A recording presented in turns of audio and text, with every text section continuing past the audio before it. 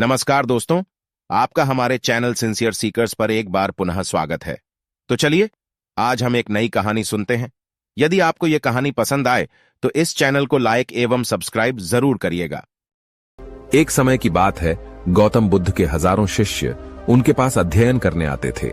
गौतम बुद्ध से जब भी कोई चीज से ज्ञान प्राप्त कर लेता था तो उसे किसी दिशा में लोगों को जागरूक करने तथा शिक्षा देने के लिए भेज दिया करते थे।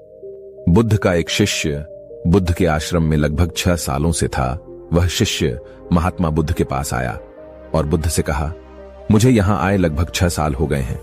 मेरे बाद कितने शिष्य यहां पर आए थे, उनमें से सभी शिष्य को आपने ज्ञान देने के लिए किसी न किसी दिशा में भेज दिया, लेकिन मुझे अभी तक नहीं भेजा। आखिर ऐसा क्यों? क्या मुझे आपका ज्ञान प्राप्त नहीं हुआ है? बुद्ध मुस्कुराए और बोले, यह तो तुम्हें खुद ही समझना पड़ेगा कि मेरा ज्ञान तुम्हें प्राप्त हुआ है या नहीं।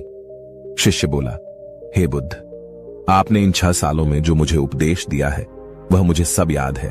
आपकी बताई हुई एक एक बात मुझे सब याद है। आप कुछ भी मुझसे पूछ सकते हैं, मैं हर प्रश्न का उत्तर देने के लिए तैयार हूं। आप मुझे एक मौका तो दीजिए ताकि मैं किसी भी दिशा में जाकर लोगों को अपने ज्ञान के बारे में बता सकूं। इस पर बुद्ध ने बोला कि ज्ञान की बात को याद रखने से कोई फायदा नहीं जब तक तुम उस आदत को खुद नहीं अपनाओ।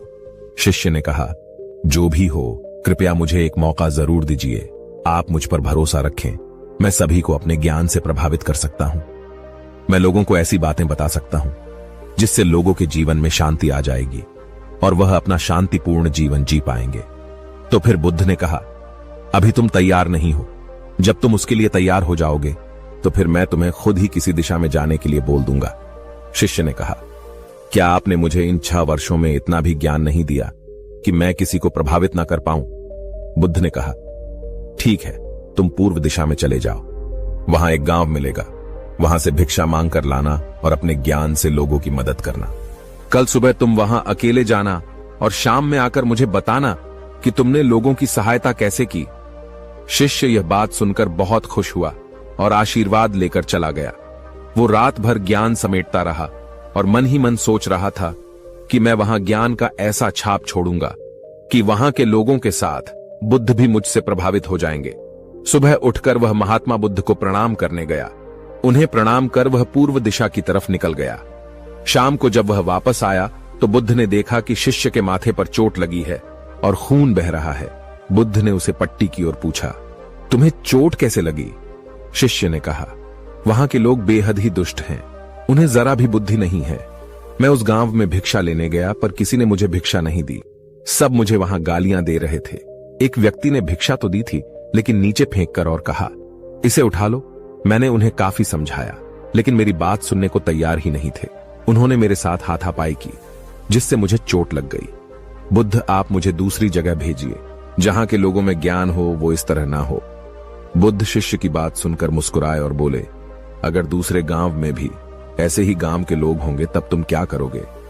शिष्य ने कहा, हे बुद्ध, मैं ऐसे लोगों को कोई ज्ञान नहीं दे सकता। वह लोग अज्ञानी है, उन्हें कौन समझाए?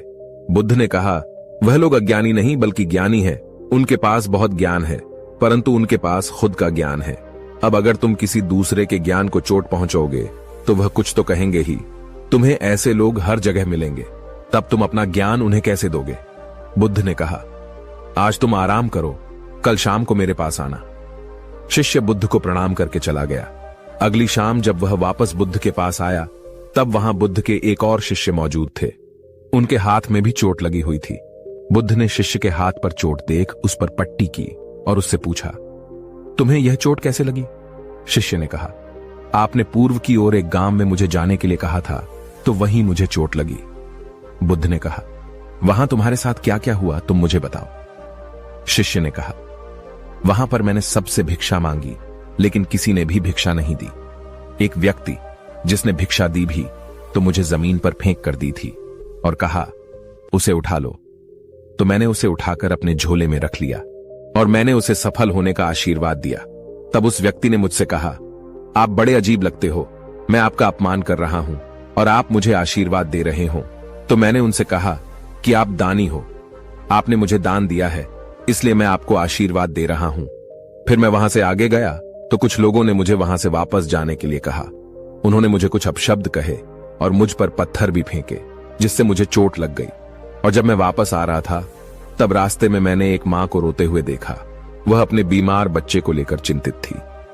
मैं तुरंत जंगल से जाकर उसके लिए जड़ी बूटी लाया, लेकिन वहां के कुछ लोग जड़ी बूटी देने नहीं दे रहे थे। फिर मैंने उनसे विनती की वह मुझे उस बच्चे का इलाज करने दे। उसके बाद वह जैसा कहेंगे मैं ठीक वैसा ही करूंगा। फिर जिस व्यक्ति ने मुझे भिक्षा दी थी उसने गांव वालों को समझाया। तब उन्होंने मुझे उस बच्चे को जड़ी बूटी लगाने दी। उसके कुछ देर बाद वह बच्चा ठीक हो गया। फिर गांव के जिन लोगों ने मुझसे अभद्र व्यवहार किए थे उन्होंने मुझसे माफी मांगी और धन्यवाद कहा। फिर मैं वहां से वापस आ गया। हे बुद्ध, मेरी आपसे एक विनती है। उस गांव के लोग बहुत भोले भाले हैं। क्या मैं रोज उसी गांव में जाकर भिक्षा मांग सकता हूं? ये सभी बातें पहला शिष्य खड़ा होकर बड़े ध्यान से सुन रहा था। उसने यह सुनते ही बुद्ध के चरणों में गिरकर कहा, हे बुद्ध, मैं समझ गया हूं कि अभी मैं उस लायक नहीं हुआ हूं कि मैं दूसरों को ज्ञान दे सकूं। बुद्ध ने कहा, हमें बाहर वैसे ही लोग दिखाई देते हैं जैसे हम अंदर से होते हैं। जब तक स्वयं को नहीं बदल सकते तब तक किसी को नहीं बदल सकते हैं। खुद में बदलाव लाना ही जरूरी है। अपने आप में बदलाव लाकर ही इस दुनिया को आप जीत सकते हो। मैं आशा करता हूं इस कहानी से प्राप्त ज्ञान से अब आपके जीवन में सकारात्मक बदलाव जरूर आएगा।